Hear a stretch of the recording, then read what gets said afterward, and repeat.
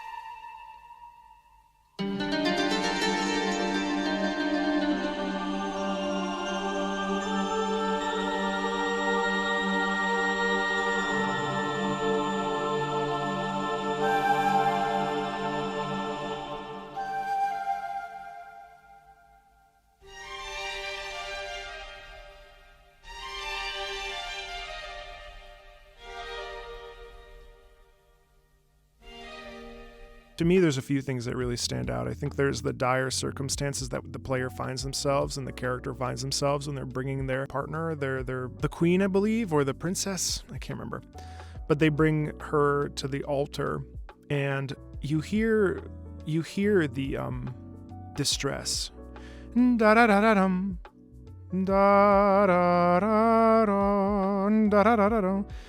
The short notes really give us that feeling of concern and of worry. And then at the same time, there's this sort of great mystery that's also at play here, and I think that comes through in the organ as well.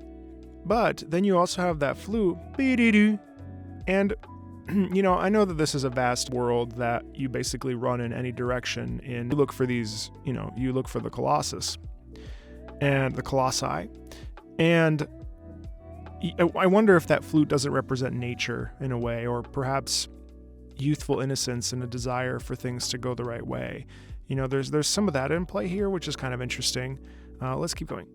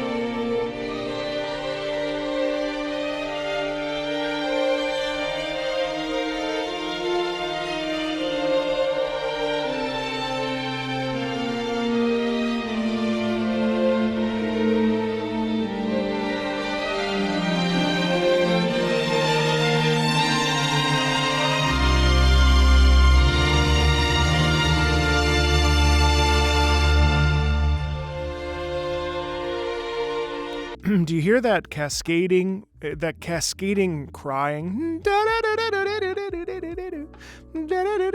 And then we go in the opposite direction. And I think that's you know, that cascading is death. That cascading down is the arrival and the ever-present sense of death. You know, I think this, again, music helps us to feel. We hear that there is distress in here. And it's not violent distress. It's not it's not overdone distress. But it's very plaintive, and it's very sad, and it's very desperate. And there's all sorts of emotions. There's hope, and there's fear, and there's sadness, and all those things are coexisting in this piece.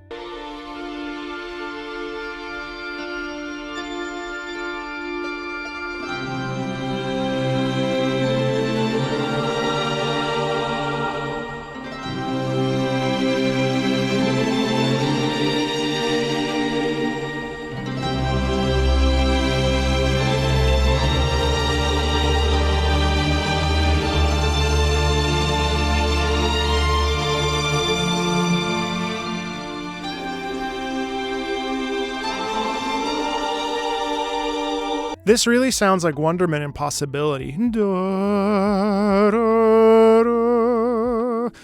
Oh, if only we can save her. This is hope. We've got a chance. We've got a chance. I don't know.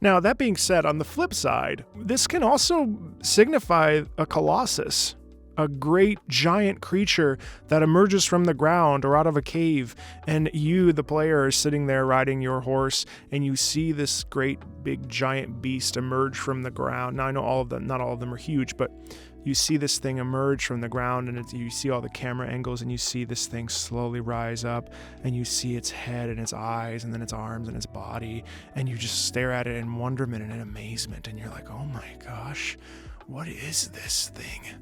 It's very possible that could also be the experience, and it's not necessarily about the sad tragedy that's befallen a character. This could easily be the inverse of that. It could be the opposite of that, and it could be staring in wonderment and amazement at this thing that we don't necessarily want to put down because we revere, and yet inevitably that's the only way that we can go ahead and save that character. So, I think that. Spoilers for like a very old game. But I think that it's pretty interesting that this actually is sort of open to interpretation because it is the prologue.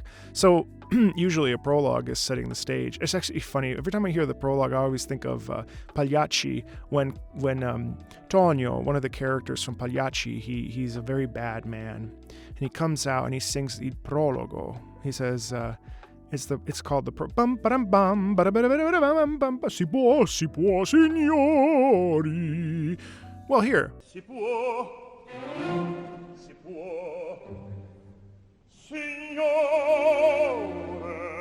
signori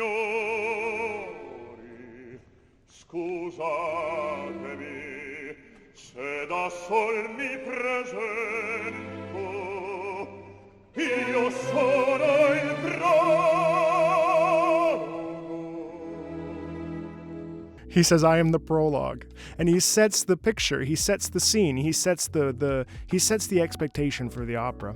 And in a lot of ways, when we hear a prologue, now obviously the Shadow of the Colossus piece is called the prologue, so therefore, the prologue that's where my brain is going. Prologues set a scene. Prologues set the stage. And so often, we sometimes will glance over them because it's like, well, whatever, we just want to get on with it. Get on with it. Like, let's start the game. Let's play, whatever. But a prologue can really allow us to step into the state of mind for the experience. And so, that being said, I think in the Shadow of the Colossus prologue, we have so many variables here of what it could be. It could be, in fact, seeing a Colossus emerge from the shadows or from the ground or whatever.